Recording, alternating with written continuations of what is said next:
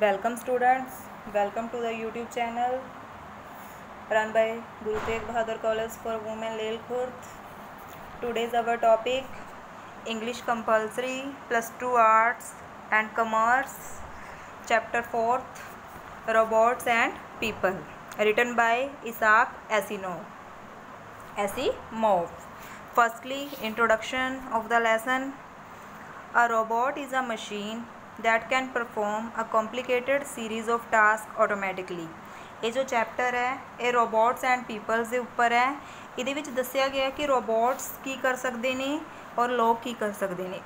तो कहते एक रोबोट एक मशीन होंदी है जो कि ऑटोमैटिकली बहुत ही कॉम्प्लीकेटेड वर्क नू भी मतलब चाहे कॉम्प्लीकेटेड वर्क्स की सीरीज़ होवे बहुत अच्छी तरह परफॉर्म करते हैं।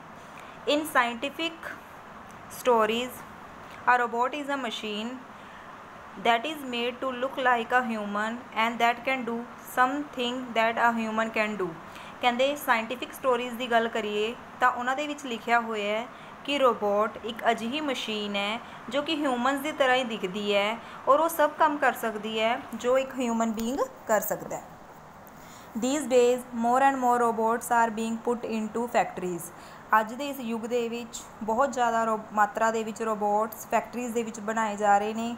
Man and women who use to have the jobs are becoming unemployed. इसलिए जो अज काम पहला ह्यूमन बीइंग्स के थ्रू किया जाता सी अज रोबोट्स करन लग गए तो बहुत ज़्यादा लोग बेरोज़गार हो गए।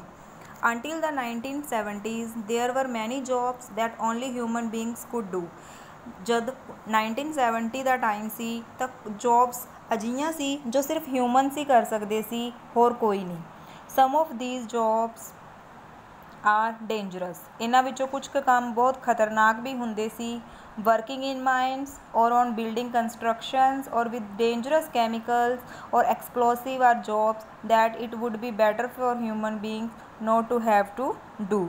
पर कहते जिमें कि माइनस कोयले दियां खाना दे विच काम करना, कंस्ट्रक्शन बिल्डिंग्स नू बनाना विद डेंजरस कैमिकल्स दे नाल वर्क करना एंड एक्सप्लोसिव विस्फोट्स दे नाल बॉम्ब वगैरह, ठीक है, are jobs that it would be better for human beings not to have to do. ये वो काम ने कहते भी जो मनुख ना करे तो वो बहुत चंगा है। Robots are doing these dangerous jobs. इसलिए इन्हां कामां नूं ही करन लई रोबोट्स नूं बनाया गया जो इन्हां डेंजरस वर्क्स नूं परफॉर्म करते हैं।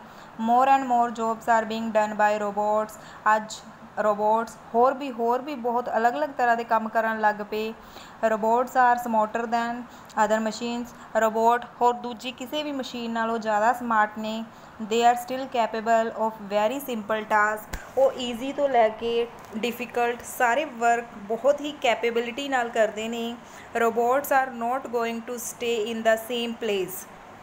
रोबोट्स एक जगह पर टिके नहीं रहते। Computers will get more and more complicated. जिमें जिमें टाइम चेंज होंदा जाऊगा कंप्यूटर्स भी होर ज़्यादा कॉम्प्लीकेटेड होर ज़्यादा मुश्किल होंदे जाएंगे।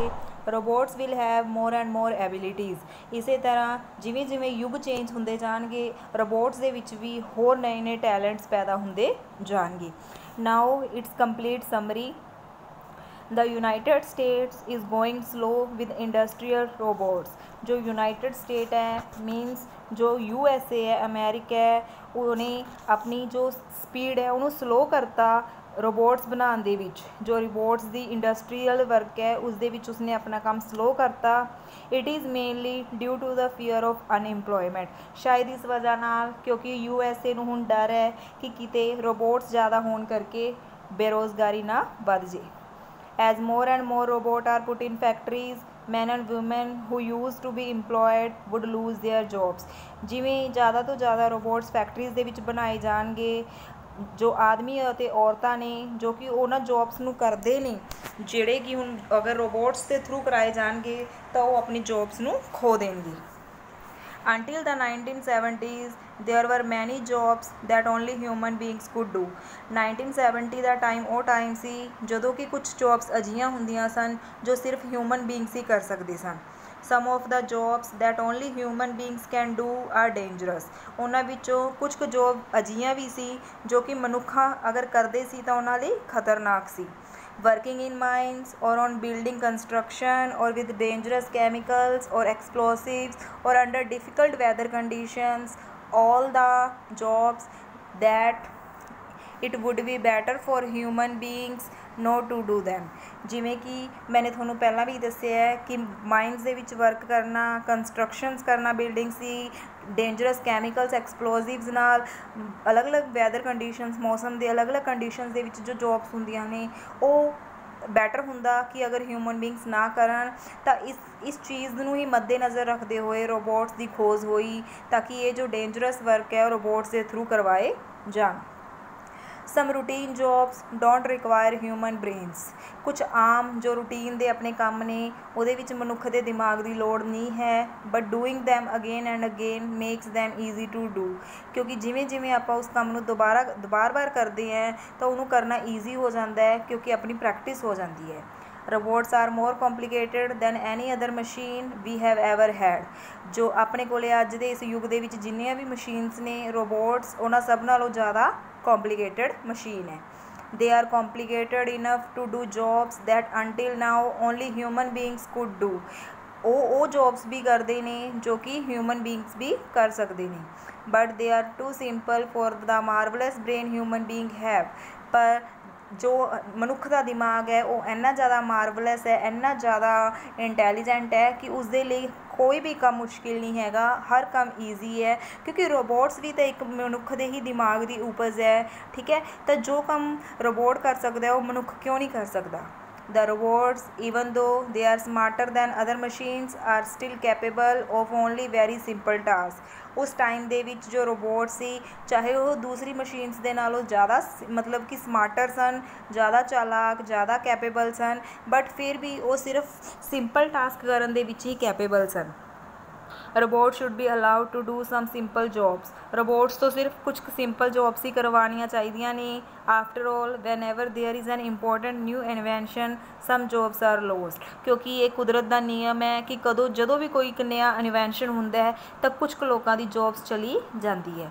Van the automobiles came into use there was a gradual job of loss of jobs that involved horse. क्योंकि जो मोटर कार्स, गड्डियाँ, जीप्स इन्हां दा इन्वेंशन होया तो नैचुरल है कि जो कि घोड़ा गड्डी, बग्गी वगैरह वाली जॉब सी वो हौली हौली खत्म होंदियां गईयां। The automobile created many jobs. Automobile नाल ये गल भी सही है कि ऑटोमोबाइल दे आउण नाल होर भी बहुत जॉब्स क्रिएट होईयां जिमें कि मशीनां बनानियां, पुरजे बनाने, इस तरह दियां, तो उन्हां दे विच भी मनुक्खां नूं ही इंप्लॉयमेंट दित्ती गई। That is the way it will be with the robots too. यही काम यही आप सोच सकते हैं कि रोबोट्स नाल भी है कि अगर रोबोट्स आएंगे तो उन्होंने बनाने वास्ते भी किसी ना किसी नूं तां इंप्लॉयमेंट मिलूगी ही। अगर किसी की इंप्लॉयमेंट जाती है तो कुछ लोगों नूं रोज़गार मिलूगा। There is a little doubt, पर ये एक छोटा जहा शक है। A person who has been working on automobiles will require a different type of education. कि ऑटोमोबाइल इंडस्ट्री दे विच काम करन दे लई एक मनुख दे लई अलग ही तरह की एजुकेशन की लोड़ है।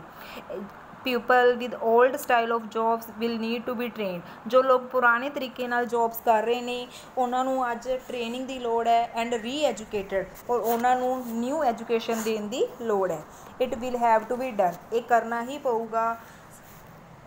सम old people will not be able to take retraining. लेकिन कुछ बुजुर्ग लोग होंदे ने जो कि दोबारा ट्रेनिंग नहीं लेना चाहते, री ट्रेनिंग नहीं करना चाहते।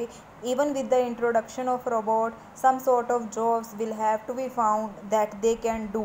लेकिन जे रोबोट्स का इन्वेंशन होंदा है, रोबोट्स इस दुनिया दे विच आंदे ने तो कुछ जॉब्स अजिहियां भी ने जो कर सकते हैं जो उन्हां दे लायक है। Eventually things will be different. हौली हौली चीज़ां अपने आप डिफरेंट होंदियां जाणगियां। Children going to schools in the future will be educated in way of using and understanding computers and robots. बच्चे अगर फ्यूचर दे विच अगर गल करिए तो बच्चे जो स्कूल जा रहे हैं और उन्होंने अगर आप कंप्यूटर्स और रोबोट्स की एजुकेशन दी जाऊगी तो उस ही वे दे नाल सीख